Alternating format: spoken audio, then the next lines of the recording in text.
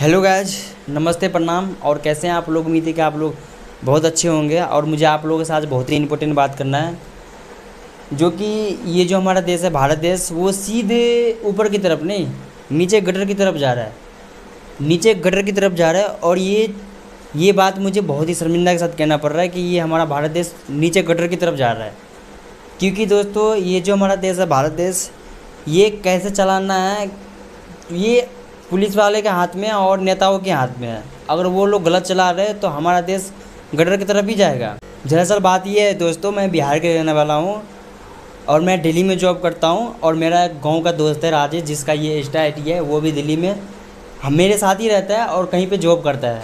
दरअसल बात ये है दोस्तों, मेरा दोस्त जो है राजेश, वो कहीं पे जॉब करता था और वहाँ से वो जॉब छोड़ने वाला था कुछ इशू की वजह से।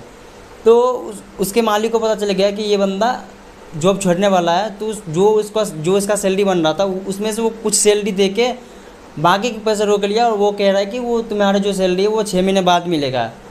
मुझे कोई ज़रा बताओ कि ये कहाँ के नियम है? जो मालिक को अगर पता चले वो बंदा जॉब छोड़ने वाला, तो वो सैलरी रोक के बोलेगा 6 महीने बाद दूंगा।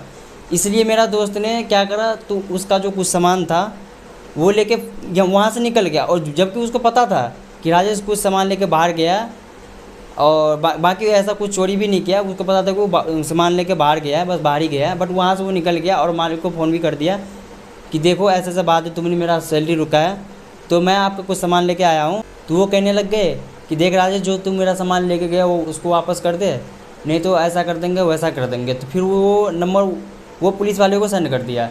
और पुलिस वाले जो बात किया, तो मेरा दोस्त कह रहे थे कि मैं कैसे पहचानूँ कि तो पुलिस वाला है। फिर उसने वीडियो कॉल करा था और वीडियो कॉल पे जो बात हुआ तो आप लोग खुद ही देख लीजिए। तेरे पैसे दिलवा दूंगा, तू सामान दे दे। तूने काम किया था, इन्होंने एक्सेप्ट कर लिया, काम किया था, तेरे कुछ पैसे बच रहे हैं, अपने पैसे ले जा, सामान दे जा, कहानी खत्म। आप इसका आप वारंटी ले रहे हैं ना, आप ही की बात पे मैं आ रहा हूँ। यार मैं पुलिस वाला हूँ, बता तेरे को वारंटी मेरा नाम है, पढ़ ले, आगे मिलूंगा तेरे, मेरा नंबर है, मिल। देखा आप लोगों ने पुलिस वाले कैसे बातें कर रहे, तू आ तेरा सैलरी दिलवाता हूँ।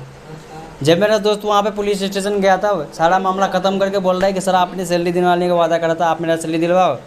तो ये यूँ कहने लग गए कि देख राजेश, जो हुआ उसको छोड़ और तू अपना सैलरी भूल जा।